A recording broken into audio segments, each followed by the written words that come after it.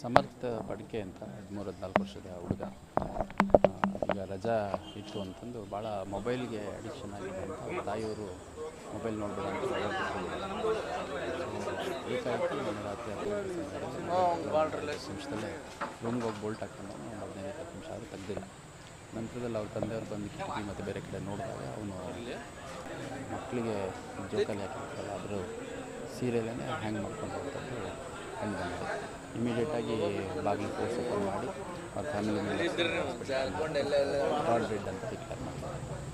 So very unfortunate incident. ಯಾಕಂದರೆ mobile ನೋಡಬೇಡ ಅನ್ನೋ ಕಾರಣಕ್ಕೆ ಮಕ್ಕಳು ಈ ರೀತಿ ದುಡುಕಿನ ನಿರ್ಧಾರಗಳು ಕೈಗೊಳ್ತಿರುವಂಥದ್ದು ಭಾಳ ಬೇಸರದ ವಿಚಾರ. ಅಟ್ ದ ಸೇಮ್ ಟೈಮ್ ಈ ಪೇರೆಂಟ್ಸ್ದು ಕೂಡ ಜವಾಬ್ದಾರಿ ಆಗುತ್ತೆ.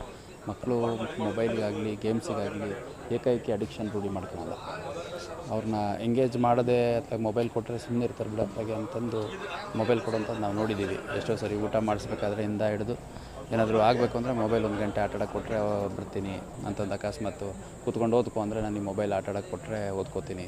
ಈ ಥರ ಮಕ್ಕಳು ಕೂಡ ಭಾಳ ಬ್ಲ್ಯಾಕ್ ಮೇಲ್ ರೀತಿಯಲ್ಲಿ ಮಾಡೋವಂಥದ್ದು. ಅಟ್ ದ ಸೇಮ್ ಟೈಮು ಪೋಷಕರು ಇಷ್ಟೆಲ್ಲ ದುರಂತಗಳಾಗುತ್ತೆ ಅಂತ ಒಂದು ಅರಿವಿಲ್ದಲೆ ಕೆಲವು ಸರಿ ಡ್ರಾಸ್ಟಿಕ್ಕಾಗಿ ಒಂದೇ ಸರಿ ವಿಡ್ರಾ ಮಾಡೋ ಪ್ರಯತ್ನ ಮಾಡೋದು ಅದೆಲ್ಲ ಮಾಡ್ತಾರೆ. ಸೊ ಈ ಥರ ಯಾರ ಮಕ್ಕಳು ಸ್ವಲ್ಪ ಜಾಸ್ತಿ ಅಡಿಕ್ಷನ್ ಇದೆ ಅಂಥ ಕಡೆ ಸ್ವಲ್ಪ ಕನ್ಸಲ್ಟ್ ಮಾಡಿ, ಅಂದರೆ ಅವ್ರ ಟೀಚರ್ಸ್ ಜೊತೆ ಕನ್ಸಲ್ಟ್ ಮಾಡಿ ಅಥವಾ ಅವರ ಡಾಕ್ಟರ್ಸ್ ಯಾರಿರ್ತಾರೆ ಅವ್ರ ಹತ್ರ ಕನ್ಸಲ್ಟ್ ಮಾಡಿ ಸ್ಲೋಲಿ ಆ ಒಂದು ಅಡಿಕ್ಷನ್ನ ಬಿಡಿಸುವಂಥ ಪ್ರಯತ್ನ ಪೋಷಕರು ಮಾಡಬೇಕಾಗತ್ತೆ. ಅಷ್ಟಾಗಿಯೂ ಕೂಡ ನಾನು ಮಕ್ಕಳಲ್ಲೂ ಮತ್ತು ಪೋಷಕರಲ್ಲೂ ಮನವಿ ಮಾಡುವಂಥದ್ದು, ಈ ಮೊಬೈಲ್ ಅಡಿಕ್ಷನ್ ಒಳ್ಳೆಯದಲ್ಲ.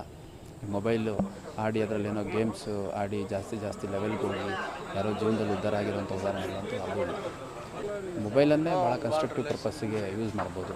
ಭಾಳಷ್ಟು ಜನ ಗ್ರಾಮರ್ ಕಲೀಲಿಕ್ಕೆ, ಲ್ಯಾಂಗ್ವೇಜ್ ಕಲೀಲಿಕ್ಕೆ, ಕೆಲವು ಸ್ಕಿಲ್ಸ್ ಕಲೀಲಿಕ್ಕೆ ಮತ್ತು ಮೊಬೈಲಲ್ಲಿರುವಂಥ ಯೂಟ್ಯೂಬಲ್ಲಿ ಭಾಳಷ್ಟು ಕೋರ್ಸ್ಗಳನ್ನ ಮಾಡಿಕೊಂಡು ರಜದಲ್ಲೇ ಈ ಮುಂದಿನ ವರ್ಷದೇನು ಸಬ್ಜೆಕ್ಟ್ಸ್ ಇರ್ತಾವೆ ಅದನ್ನೆಲ್ಲ ಪ್ರಿಪೇರ್ ಮಾಡೋವಂಥ ಮಕ್ಕಳನ್ನ ಕೂಡ ನಾವು ನೋಡಿದ್ದೀವಿ. ಮತ್ತು ಮೊನ್ನೆಷ್ಟೇ SSLC ರಿಸಲ್ಟ್ ಬಂದಿದೆ.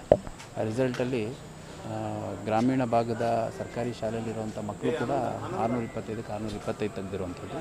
ಆ ಮಕ್ಕಳದ್ದು ಕೆಲವು ವೀಡಿಯೋಗಳು ಅವ್ರದ್ದು ಇಂಟರ್ವ್ಯೂಗಳು ನೋಡಿದಂಥ ಸಂದರ್ಭದಲ್ಲಿ ಈ ಮೊಬೈಲ್ ಸೇರಿದಂತೆ ಎಲ್ಲ ಡಿಸ್ಟ್ರಾಕ್ಷನ್ಸ್ ಬಿಟ್ಟು ವಿದ್ಯಾಭ್ಯಾಸದ ಕಡೆ ಕಾನ್ಸಂಟ್ರೇಟ್ ಮಾಡೋದ್ರಿಂದ ಅವರು ಈ ರೀತಿ ಸಾಧನೆಗಳು ಮಾಡಲಿಕ್ಕೆ ಸಾಧ್ಯ ಆಗಿದೆ ಅನ್ನುವಂಥದ್ದು ಎಲ್ಲ ಅರ್ಥಕೊಂಡು ಎಲ್ಲ ವಿದ್ಯಾರ್ಥಿಗಳು ಮತ್ತು ಅವ್ರ ಪೋಷಕರು ಕೂಡ ಒಂದು ಪ್ರಾಪರ್ ಪೇರೆಂಟಿಂಗ್ ಮಾಡ್ತಾ ಮಕ್ಕಳಿಗೆ ಎಜುಕೇಷನ್ ಬಗ್ಗೆ ಫೋಕಸ್ ಮಾಡಲಿಕ್ಕೆ ಮಾಡುವಂಥ ಅವಶ್ಯಕತೆ ಇದೆ ಅನ್ನೋದು